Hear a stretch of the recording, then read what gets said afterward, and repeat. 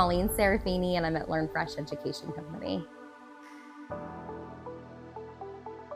Learn Fresh is a nonprofit organization, global nonprofit organization, whose mission is to pull on kids' passion points and create game-based learning experiences for students around the world. And we currently partner with the NBA, MLBPA, Major League Soccer, to create these programs for kids around the world. When I graduated from Cal, I became an AmeriCorps Vista that BACR oversaw. I went from being an AmeriCorps Vista in Berkeley, California, to becoming an after-school coordinator in San Rafael. I then started managing the extended learning programs in San Rafael and in San Francisco, with a major focus on STEM once that became a big thing, and brought Learn Fresh's NBA Math Hoops program to BACR, and from there moved on to be one of Learn Fresh's leadership. And I have now, it's a crazy thing to say, I have been at Learn Fresh for almost 10 years and now head their partnerships. I spent in total almost 12 years at BACR. Whenever I talk about my history with BACR, it sounds like I'm writing like a romance novel, but it really was. It was just like a wonderful experience. I went to UC Berkeley, go Bears, and I minored in education. As part of the minor in education requirement, we needed to do field work. And quite honestly, I was just like behind the ball on getting that figured out. I needed to get to another class, and so I stopped by the department to sign up for my field work, and there was a big poster behind the counter, and it was of the youth support program. And all the kids had written something to their mentors, and it was really colorful and bright. And I'm like, that just sounds awesome. That sounds so cool. And I was so interested in education. I didn't really know which route I was going to take, but I thought, what better experience than to work with the kids directly and just really learn from them as to what I can do to possibly help out in this world. And so I signed up for a youth support program, YSP. I went to my first meeting. It's the first time I got to meet Marissa Ramirez. She's amazing. And I got this wonderful mentee from Oakland who attended Willard Middle School in Berkeley. And I just was so passionate about being at Willard. I was at Willard all the time. I got to know my mentee so well. I would go visit her at her home. I became very familiar with her aunts and uncles and her friends at the school. I was just there a lot. I really loved it. So I was there on campus one day, and the principal was there, and he was like, hey, we're looking for an academic coordinator next year. And I was like, sweet, let's do it. That's what I want to stay here. I want to help you out. I was in my last year at Cal. At that time, I was not figuring out what my next path was yet. I had been interviewing at UCLA for a master's program there. So I'd considered that. But this just really spoke to me. And so I called my parents to let them know that I had a job, and they were like, "This great, does it pay?" I don't know, we'll see. So I called Willard the next day and talked to Marissa, and they let me know that the position was actually through AmeriCorps Vista. And I would love to say that I was one of those wonderful human beings in this world who sought out an AmeriCorps Vista position. Mine was kind of a different route, but I read about AmeriCorps Vistas. I was really excited to dive in and spend a year of service and getting to know the kids, the community, this program. At the time, I did not know that it was attached to BACR. During the interview process for the Vista position, Carol Weinstein interviewed me. She let me know that this was actually overseen by Bay Area Community Resources.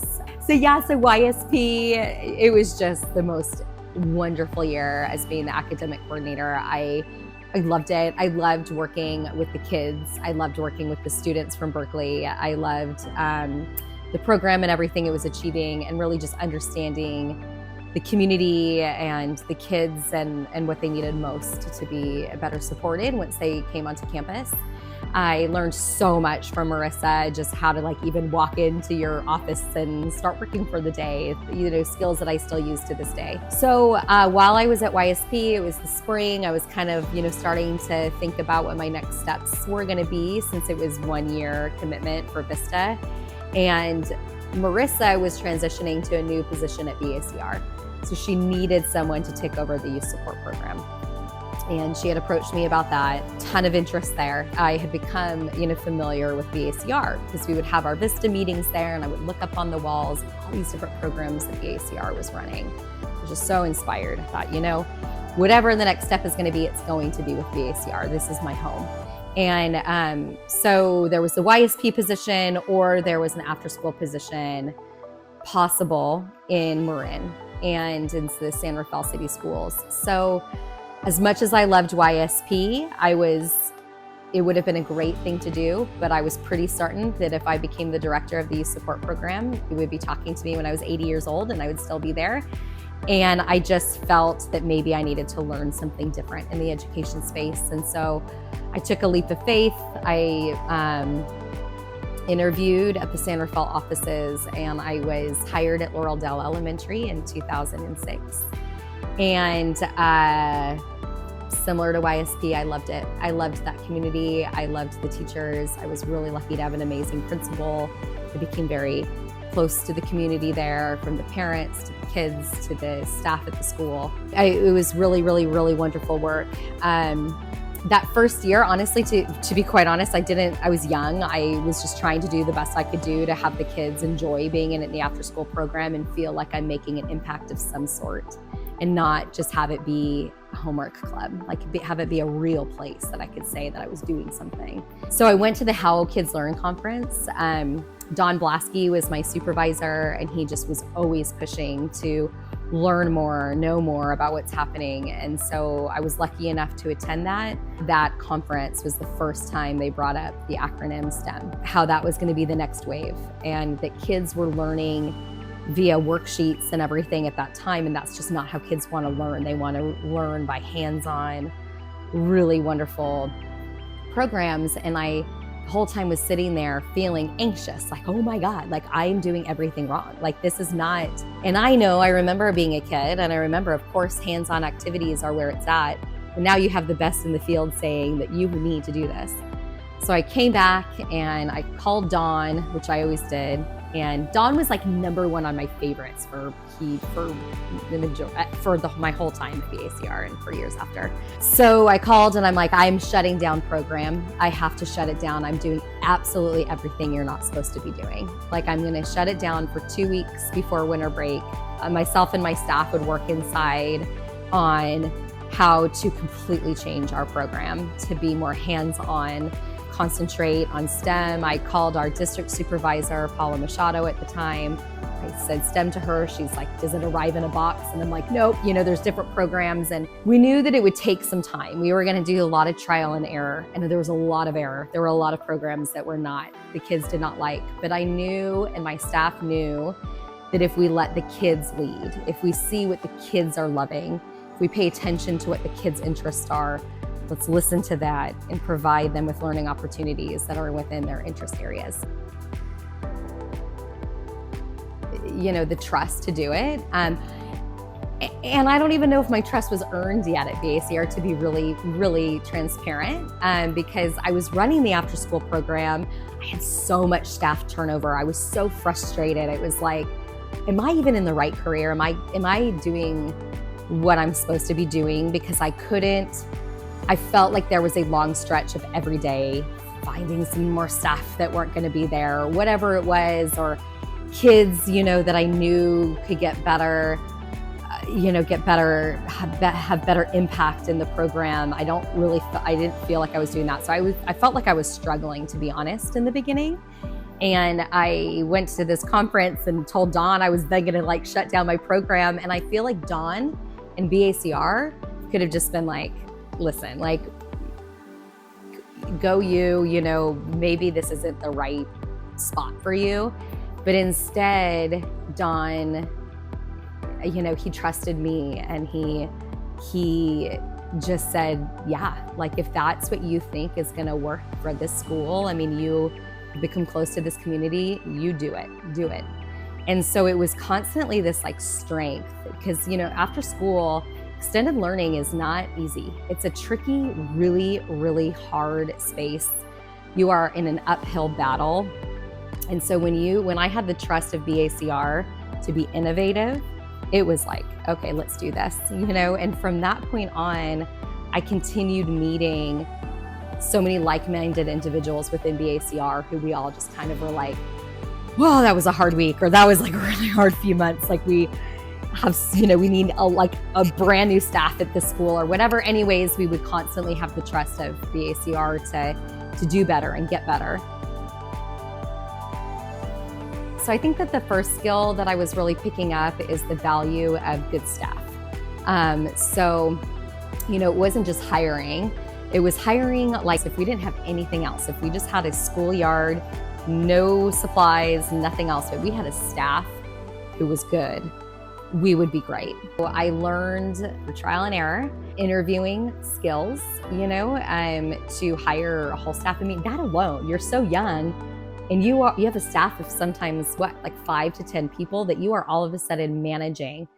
I learned how to manage from like a daily from Marissa. I pulled a lot from what I learned from the youth support program and applied that to the staff that I was hiring. And I started really learning how to pick up on people who would work well with kids. I also learned how to not just pay attention to what was happening at that point at Laureldale, but to pay attention to what was happening in the country. And I would talk to Dawn a lot about just like education trends that were happening. Does the Bay Area even know what, is happening in New York or whatever? So I really paid a lot of attention to national trends, and they really allowed me the freedom to do that. It's just not thinking so locally, thinking broadly about how to bring it back to my local community, and also how to bring the right people on board, which BACR obviously does very effectively. People have been here forever, which I noticed when I walked in. After Laureldale, where I was the after-school coordinator, BACR trusted me to be able to manage San Rafael and all the programs that were happening there. And those years that I was managing San Rafael schools, you'll see a lot of those people who are leadership or in bigger positions with BACR right now. We were really lucky. Mariana, Anita, these wonderful people, they were coordinators at the time and great. I then moved over to San Francisco and started managing both San Francisco and Marin. BACR and the common theme of allowing me to follow what I felt would be best allowed me to become what I guess we'll say was the unofficial STEM director. I really concentrated on the big programs that were happening nationally and tried to get them into BACR. I was lucky enough to meet the team from Learn Fresh when they were expanding to the West Coast with the Golden State Warriors. They had a mighty team of 2. They needed one person on the West Coast to believe in their NBA Math Hoops program. I was able to meet them in the Richmond offices, and they pulled out NBA Math Hoops, and I started playing, and I thought, it was like a moment. You think of those moments in your career, and that was one of the top 3 because I've always been interested in the intersect of sports and education. Lots of reasons I won't go into, but one big one being that kids are very passionate often about sports. They can learn from this. I was thinking back to that conference. I'm like, this is what we're talking about. This is how kids should learn. So I brought it out to some sites at BACR. BACR single-handedly was the first. Those were all BACR sites that were at the first Warriors Math Hoops Championship. Twin girls from Bahia Vista Elementary won our very first inaugural NBA Math Hoops Championship that we held alongside Stanford. They are 2 girls that are talked about to this day at the NBA. They're incredible, incredible kids. So I was working with Learn Fresh and bringing out their programs, NBA Math Hoops in particular. I met with the team of 2 one day, and they just said to me, Colleen, what do you think about coming over to us and let's do this. Let's start affecting kids around the world. And honestly, I felt like bursting into tears because I was like, ooh, that sounds exciting, but no, that doesn't. I love BACR, so I just don't think I could do that. So what do? I called Dawn. I didn't even wait to drive away. I was on the way to my car, sat in my car, called Dawn. Dawn, this just happened.